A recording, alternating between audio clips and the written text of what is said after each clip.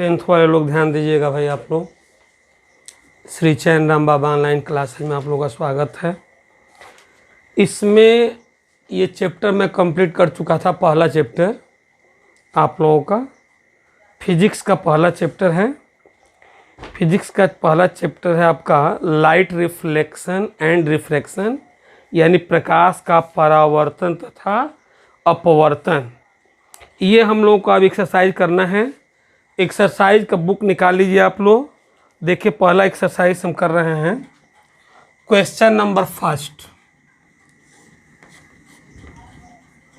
देखिए, बहुविकल्पी क्वेश्चन है। पूछा है कि निम्न में से कौन सा पदार्थ लेंस बनाने के लिए प्रयुक्त नहीं किया जा सकता है। लेंस बनाने के लिए कौन सा प्रयुक्त नहीं होगा, तो देखिए दिया है जल, कांच, प्लास्टिक और मिट्टी। इसमें आपको पूछा गया है कि कौन सा पदार्थ लेंस बनाने में प्रयोग नहीं किया जा सकता है, तो इसमें है विकल्प डी। इसका विकल्प डी सही है, मिट्टी। अब पूछेंगे कि मिट्टी ही आप क्यों लिख रहे हैं, तो आप इसमें कंडीशन देंगे क्योंकि मिट्टी को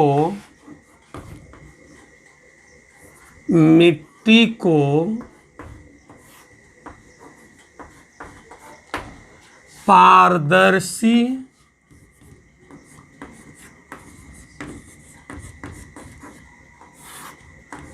पदार्थ के रूप में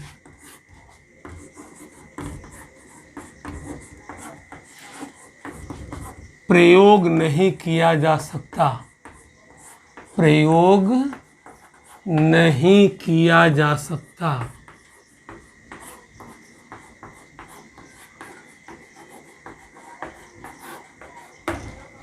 ठीक है, मिट्टी को पारदर्शी पदार्थ के रूप में प्रयोग नहीं किया जा सकता है। अब चलिए क्वेश्चन नंबर 2। क्वेश्चन नंबर 2 कह रहा है हमारा इसमें कि किसी बिंब का अवतल दर्पण द्वारा बना प्रतिबिंब आभासी, सीधा और बिंब से बड़ा पाया गया तो वस्तु की स्थिति कहाँ होनी चाहिए। आप लोगों को बताए हैं कि यह कौन सा दर्पण है, अवतल दर्पण है। अवतल दर्पण का हम फिगर बनाए थे, ऐसे था अवतल दर्पण आपका ऐसे, और ये आपका मुख्य अक्ष है। आपका ये जो है क्या है, ये आपका फोकस है, यहाँ पर C है और ये P है।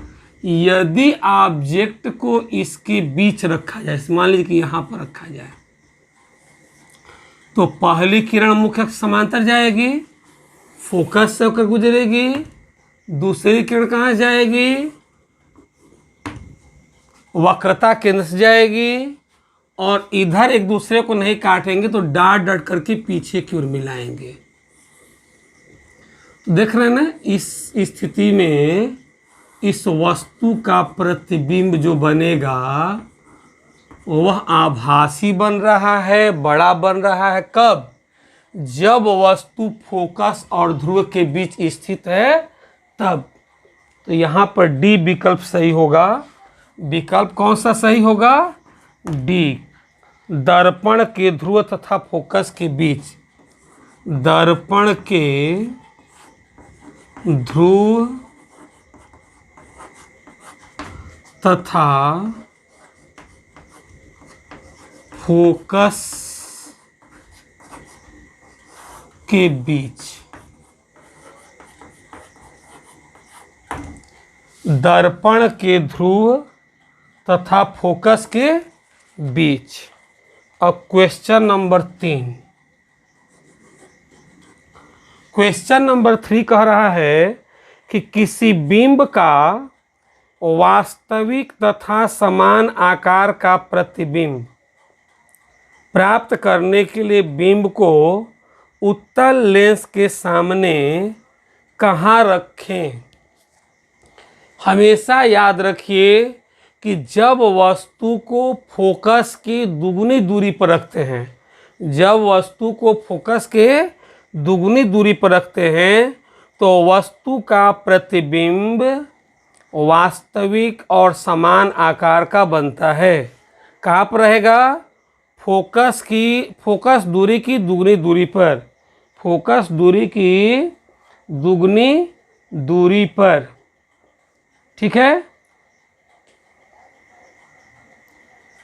एक सेकंड, यहाँ पे मिस हो रहा है क्या क्वेश्चन? किसी बिंब का वास्तविक तथा समान आकार का प्रतिबिंब प्राप्त करने के लिए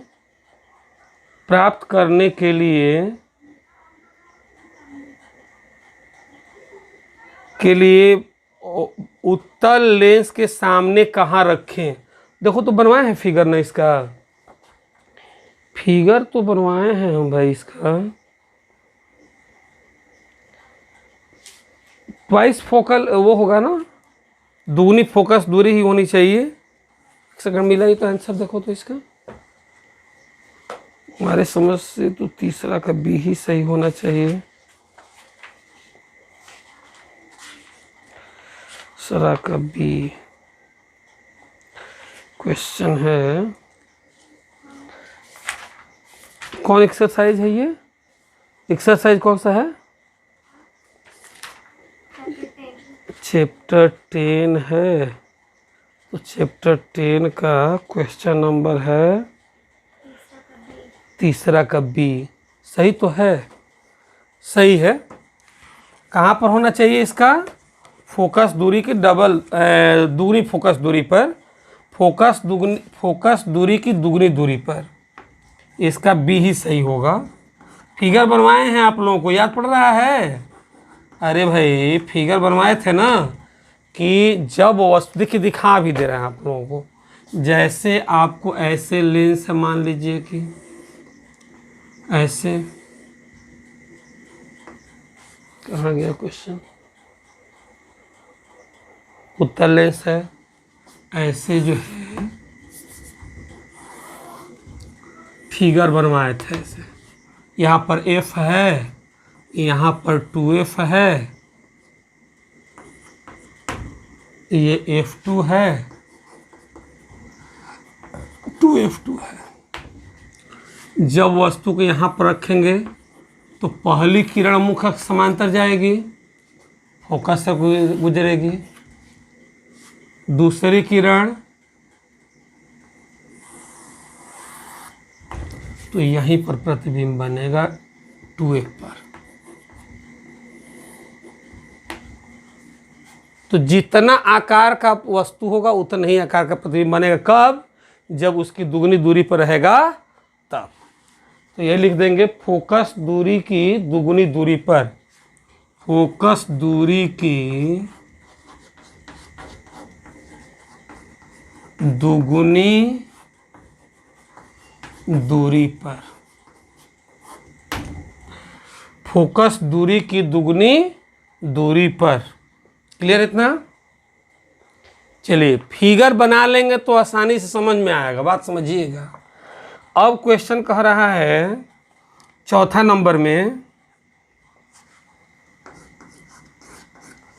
कह रहा है कि किसी गोलीय दर्पण, किसी पतले गोलीय लेंस की दोनों की फोकस दूरियां -15 सेंटीमीटर है। दर्पण तथा लेंस संभवतः होगा। अब बताइए फोकस दूरी दोनों स्थिति में ऋणात्मक है तो क्या होगा? अवतल दर्पण का ऋणात्मक फोकस दूरी ऋणात्मक होता है और अवतल लेंस का भी होता है, यानी concave mirror and concave lens. ये इसका विकल्प चौथा का ए सही होगा। दोनों अवतल होंगे। क्या होंगे? दोनों अवतल होंगे। क्लियर? अरे भाई ध्यान दीजिएगा, ये सब बहुविकल्पी क्वेश्चन है। सारा क्वेश्चन क्या है? बहुविकल्पी है। आप लोग उतारते भी चलिए, देखिए।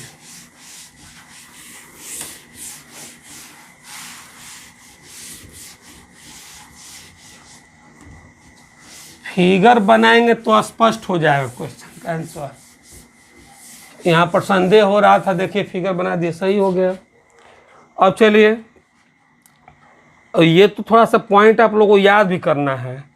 क्वेश्चन नंबर ये है आपका 5वां नंबर। कह रहा किसी दर्पण से आप चाहें कितनी दूरी पर खड़े हों उसका प्रतिबिंब सदैव सीधा प्रतीत होता है। संभवतः दर्पण है, कौन सा दर्पण है? तो कह रहा है केवल समतल, केवल अवतल, केवल उत्तल, या तो समतल या अथवा उत्तल। यही सही होगा, डी विकल्प। विकल्प नंबर कौन होना चाहिए? डी। विकल्प डी सही होगा, 5वां का डी। मिला लीजिएगा, या तो समतल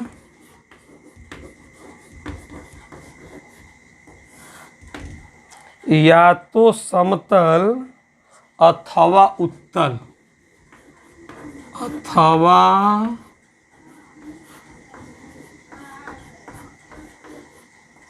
उत्तल, या तो समतल अथवा उत्तल। क्लियर? अब क्वेश्चन नंबर 6 नंबर में देखिए, किसी शब्दकोश में पाए गए छोटे अक्षरों को पढ़ते समय आप निम्न में से कौन सा लेंस पसंद करेंगे? चलिए देखिएगा। तो आप सोचिए, सबसे पहला चीज हमारा ये है कि अक्षर बड़ा करेगा कौन? अक्षर कौन बड़ा करेगा भाई आपका? तो अक्षर बड़ा करेगा आपका, देखिए 50 सेंटीमीटर फोकस दूरी का उत्तल लेंस है, अवतल लेंस है, फिर 5 सेंटीमीटर फोकस दूरी का उत्तल लेंस है और अवतल लेंस है। इसमें सबसे महत्वपूर्ण चीज़ ये है कि लेंस तो उत्तल होना चाहिए। कैसा लेंस होना चाहिए? उत्तल। उत्तल में यहाँ पर क्वेश्चन हमारा कह रहा है कि शब्दकोश डिक्शनरी में पाए गए छोटे अक्षरों को पढ़ते समय आप निम्न में से कौन सा लेंस पसंद करेंगे? तो इसमें हमको यही ध्यान देना है कि डिक्शनरी में तो छोटा छोटा अक्षर होता है, बड़ा करके देखना होता है। तो किसके द्वारा बड़ा प्रतिबिंब बनता है? बड़ा प्रतिबिंब बनाने के लिए कौन सा लेंस प्रयोग होता है? अरे भाई उत्तल लेंस। कौन सा लेंस? उत्तल लेंस। अब उत्तल लेंस वाला 2 विकल्प आपको दिया गया है, तो 2 विकल्प में जिसकी फोकस दूरी कम होगी उसका क्षमता अधिक होगा और वह बड़ा दिखाई देगा, उसके द्वारा बड़ा प्रतिबिंब बनेगा। देखिए क्यों? आप जानते हैं फार्मूला P = 1/f होता है ना। तो जिस लेंस की फोकस दूरी कम होगी उसकी क्षमता क्या होगी? अधिक होगी। तो अब 5 सेंटीमीटर फोकस दूरी का उत्तल लेंस है और एक जगह है 50 सेंटीमीटर का, तो दोनों में से कौन सा लेंगे? सी विकल्प लेंगे, विकल्प सी। यहाँ पर विकल्प सी सही है इसका। यहाँ लिख देंगे 5 सेंटीमीटर फोकस दूरी का, फोकस दूरी का उत्तल लेंस। 5 सेंटीमीटर फोकस दूरी का उत्तल लेंस। 5 सेंटीमीटर फोकस दूरी का उत्तल लेंस। क्योंकि लिख दे रहा हूं, क्योंकि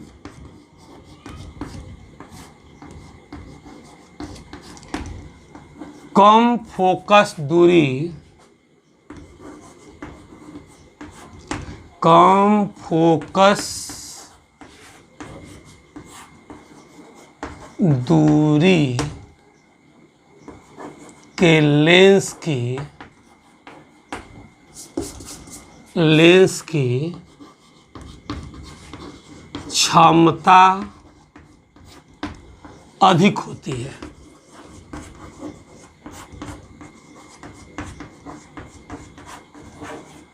देखिए, जिस लेंस की फोकस दूरी जितना ही कम होगी उसकी क्षमता ही उतनी ही अधिक हो जाएगी। याद रखना है, जिसकी फोकस दूरी कम होगी उसकी क्षमता क्या होगी, अधिक हो जाएगी। और जब क्षमता अधिक रहेगा तभी वस्तु स्पष्ट दिखाई देगी। जैसे मान लीजिए मैं ही पढ़ना हूँ तो मेरा 1.75 है, चाहे 1.7 डायोप्टर का है। यदि हमको इससे ही बड़ा प्रतिबिंब देखना हो तो हमको 2 डायोप्टर का लेंस लेना पड़ेगा, 2.5 का लेना पड़ेगा, 3 का लेना पड़ेगा। तो कब होगा लेंस की क्षमता, कब अधिक होगी, जब उसकी फोकस दूरी कम होगी। क्यों? क्योंकि फार्मूला है P = 1/f। एफ का उल्टा होता है, फोकस दूरी का उल्टा होता है। चलिए अब क्वेश्चन कह रहा है, अब क्वेश्चन में कह रहा है क्वेश्चन नंबर 7 कि 15 सेंटीमीटर फोकस दूरी के एक अवतल दर्पण का उपयोग करके किसी बिंब का सीधा प्रतिबिंब बनाना चाहते हैं। बिंब का दर्पण से दूरी का परिसर क्या होना चाहिए। इसमें क्वेश्चन में कह रहा है आपका कि परिसर क्या होना चाहिए और प्रतिबिंब की प्रकृति कैसी है, प्रतिबिंब की प्रकृति कैसी है, प्रतिबिंब बिंब से बड़ा है अथवा छोटा है। इस स्थिति में प्रतिबिंब बनाने का किरण आरेख बनाइए। तो देखिए फिगर बना दे रहे हैं आपको। क्वेश्चन नंबर 7 आपको ऐसे बनाना है, ये दर्पण है, ठीक, इस तरह से रख देना है। इसकी फोकस दूरी कितनी है, फोकस दूरी 15 सेंटीमीटर ना, 15 सेंटीमीटर है। तो हम मान रहे हैं कि फोकस यहाँ पर है, ये 15 सेंटीमीटर है दूरी, इधर से हो गया। और आपका ये हो गया C, ऑब्जेक्ट यहाँ पर हो गया। अब वस्तु को यहाँ से किरण लेके जाइए इसे, ठीक, और परावर्तन के पश्चात कहाँ से जाएगी, फोकस से, और दूसरी किरण कहाँ से लेके जाएंगे, C से। अब डॉट डॉट करके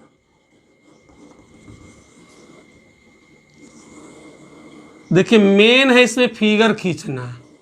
फिगर जिसको खींचने आ जाएगा उसको क्वेश्चन आ जाएगा। ये हो गया। तो प्रतिबिंब कैसा बन रहा है, बड़ा बन रहा है, आभासी बन रहा है और सीधा बन रहा है। प्रतिबिंब बड़ा, सीधा और आभासी।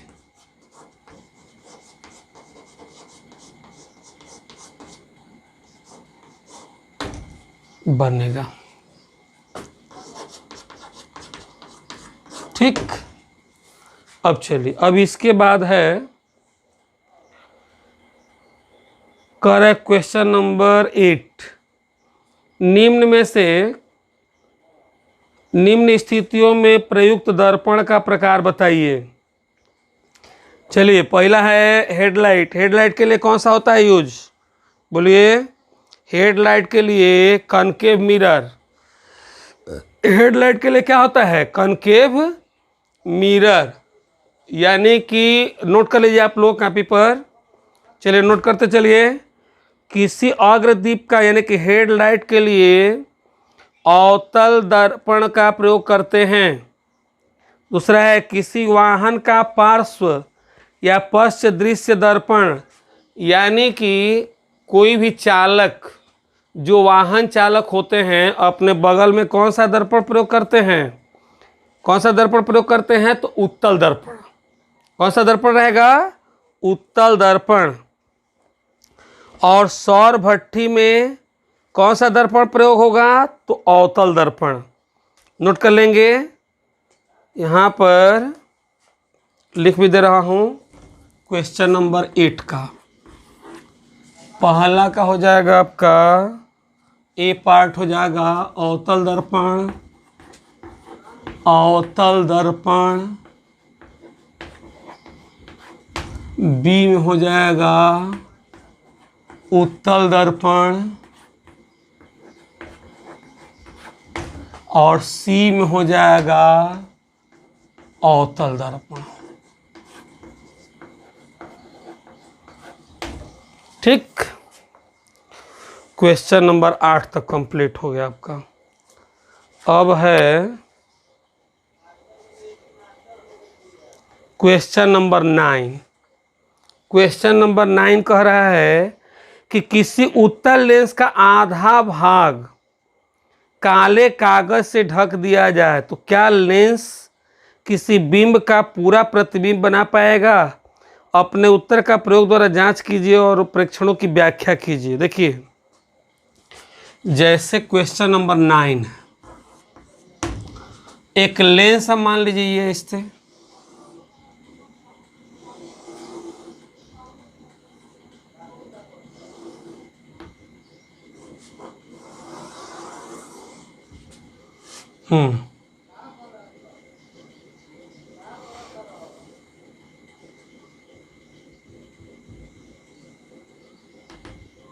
ठीक है। तो देखिए यहां पर कलर कर दीजिए, ये कागज से ढक जा रहा है और कोई ऑब्जेक्ट है यहां पर, मान लीजिए हम इसका फोकस वगैरह बना दे रहे हैं। यहाँ पे फोकस एफ मान रहा है और ये फोकस हो जाएगा यहाँ पर एफ डैश मान रहा हूँ। तो देखिए कैसे जाएगा, किरण यहाँ से जाएगी ऐसे। प्रतिबिंब बनाने में कुछ नहीं करना है आपको, जैसे वस्तु ये भी है, पहली किरण मुख्य अक्ष समांतर ले जाइए और फोकस से कर जाएगी। दूसरी किरण कहाँ से जाएगी? तो उसके प्रकाशी केंद्र से जाएगी और दोनों किरणें एक दूसरे को कहाँ इंटरसेक्ट कर रही हैं? तो यहाँ कर रही हैं। यही इस वस्तु का प्रतिबिंब बन जाएगा ए डैश बी डैश। अब यहाँ पर सोचिए, कह रहा है कि क्या वस्तु का जैसे लेंस है आधा हम ढक दिए इसका, तो पूछ रहा है कि प्रतिबिंब पूरा बनेगा? तो बिल्कुल बनेगा, देख रहे हैं बन रहा है पूरा। लिखेंगे यहाँ पर लेंस के आधे भाग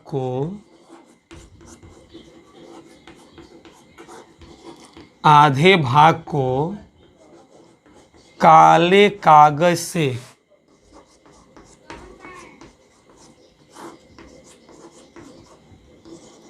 ढक देने पर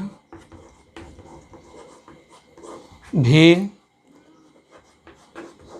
प्रतिबिंब पूरा बनता है। प्रतिबिंब पूरा बनता है, पूरा बनता है, परंतु लेंस के आधे भाग को काले कागज से ढक देने पर प्रतिबिंब पूरा बनता है, परंतु यहाँ पर क्या होगा, तीव्रता जो होगी उसकी घट जाएगी। क्यों? क्योंकि ज़्यादा प्रकाश पूरा आता है यहाँ से यहाँ तक, लेकिन यहाँ पर अब क्या हो रहा है, कागज से ढक दे तो यही प्रकाश जाएगा ना, तो प्रकाश की मात्रा कम हो जाएगी। प्रकाश की मात्रा क्या होगी? कम हो जाएगी। लिखेंगे कि वस्तु का प्रतिबिंब पूरा बनेगा, परंतु प्रतिबिंब कम चमकीला बनेगा। प्रतिबिंब कम चमकीला बनेगा,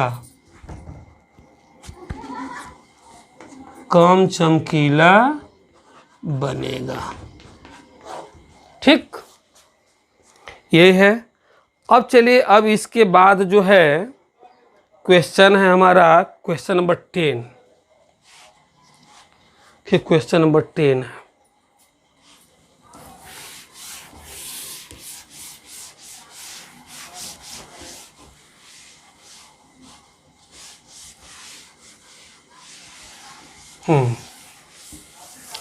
देखिए फिगर बनाएंगे तो स्पष्ट हो जाएगा। 10 देखिएगा, 5 सेंटीमीटर लंबा, यानी ऑब्जेक्ट है ओ 5 सेंटीमीटर का, 5 सेंटीमीटर लंबा है। अब कह रहा है कि 10 सेंटीमीटर फोकस दूरी के, कितने सेंटीमीटर का फोकस दूरी है? 10 सेंटीमीटर का, प्लस 10, 10 सेंटीमीटर फोकस दूरी के लेंस के 25 सेंटीमीटर की दूरी पर रखा जाता है। यू बराबर है आपका 25 सेंटीमीटर।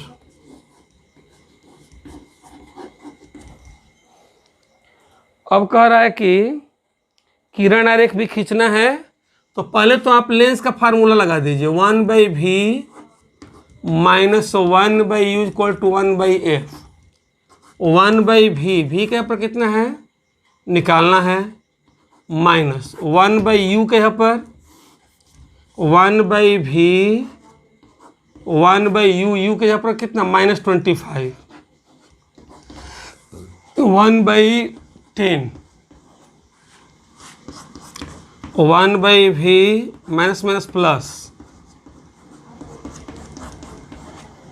तो ये हो जाएगा 1/v 1/10 माइनस 1/25, तो 1/v इक्वल टू एलसीएम हो जाएगा 50, 10 × 5 = 50 + 2, तो 1/v इक्वल टू 3/50,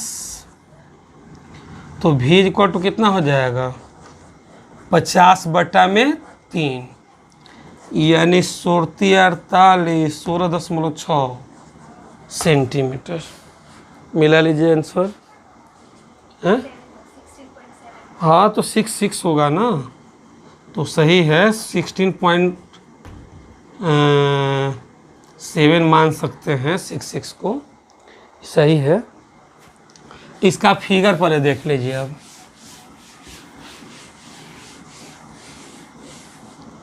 फिगर देखिए,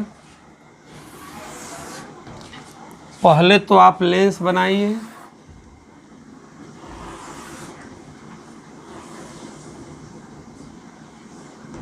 देखिए लेंस में मान लीजिए कि ये आपका f डैश है, f डबल डैश है, और ये हो जाएगा आपका f और f2f हो जाएगा। ठीक, अब सुनिए, अब क्या करेंगे इसमें कि वस्तु को कहाँ रखा जाए। वस्तु कहाँ है, तो 25 सेंटीमीटर, यानी कि डबल से भी अधिक यहाँ पर वस्तु है, ये ध्यान देना है।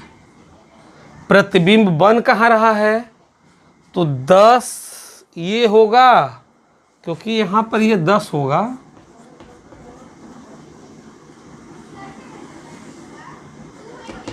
और ये 10, तभी ना 20 होगा ये। और हमारा ऑब्जेक्ट कितने दूरी पर है, 25 सेंटीमीटर पर। चाहेंगे तो इसी को 25 कर दीजिए यहाँ से। प्रतिबिंब बन कहाँ रहा है, तो 16.3 पर। यहाँ से ऐसे लेके जाइए किरण पहले, और फोकस से गुजरेगा। दूसरी किरण कहाँ जाएगी, हाँ अब देखिए यहाँ पर, तो यही वस्तु का प्रतिबिंब बन जाएगा a डैश b डैश। ठीक है, तो अब देखिए m बराबर होता है I/O, और m बराबर -v/u होता है, तो दोनों का कर दीजिए, I/O इक्वल टू -v/u। तो I का मान निकालना है, और O का मान कितना है, O का मान दिया गया है 5। अब V का मान देख ही रहे हैं, माइनस हो जाएगा 50/3। अब बटा में हो जाएगा आपका U का मान माइनस, तो 25 दूनी 50, कैंसिल हो जाएगा यह। अब कितना होगा, तो आई बराबर हो जाएगा, तिरछा गुणा कर दीजिए, 5 दूनी 10, अब बटा 3 भागा दीजिए तो कितना होगा, 10 बटा 3, 3.3 सेंटीमीटर। 3.3 सेंटीमीटर मिला लीजिएगा आंसर इसका, 3.3 सेंटीमीटर है ना। चलिए सही है। अब एक बात और देखिए, इसमें प्रतिबिंब जो बनेगा वह नीचे बनेगा। प्रतिबिंब क्या बनेगा, नीचे बनेगा। तो नीचे बनेगा तो यहाँ पर वो 1 मिनट यहाँ पे मिस हो गया, ये फार्मूले में यहाँ ये माइनस नहीं रहेगा, तो ये तो माइनस ऑलरेडी रहेगा यहाँ पर हमारा, तो ये माइनस होगा। अब एक बात और मार्केबल्स जानिए आप लोग थोड़ा सा, क्या कि जब भी इमेज नीचे बनेगा तो उसका मान माइनस आएगा। उसका मान क्या आएगा, माइनस, क्योंकि वास्तविक बनेगा। नीचे का मतलब वास्तविक, और वास्तविक मतलब ऋणात्मक आएगा, नेगेटिव आएगा। तो फिर से समझ लीजिएगा, 1/v minus 1/, equal to 1/f कर देंगे। 1/v माइनस 1/u का मान कितना है, -25, 1/f। अब माइनस माइनस प्लस कर दिए, 1/25, 1/10। इसको बराबर के उधर लेके जाएंगे तो 1/25 हो जाएगा, 10 और 50 का हो जाएगा 50। तो आप क्या कर देंगे कि 10 में भाग दे दिए तो 5 -2 हो गया, 3/50, तो v इक्वल टू हो गया इतना। अब आप चाहेंगे तो आप इमेज का लंबाई निकाल सकते हैं। I/O इक्वल टू v/u होता है, I/O इक्वल टू v/u होता है। अब मान रख दीजिए 50/3, IU का मान -25, तो 25 दूनी 50, -2/3 IU गुणे 5, तो -10/3, -3.3 हो जाएगा। माइनस क्या इंडिकेट करता है, माइनस ये इंडिकेट करता है कि प्रतिबिंब वास्तविक बन रहा है। देखिए भाई, सब्सक्राइब करना और लाइक करना ना भूलें आप लोग।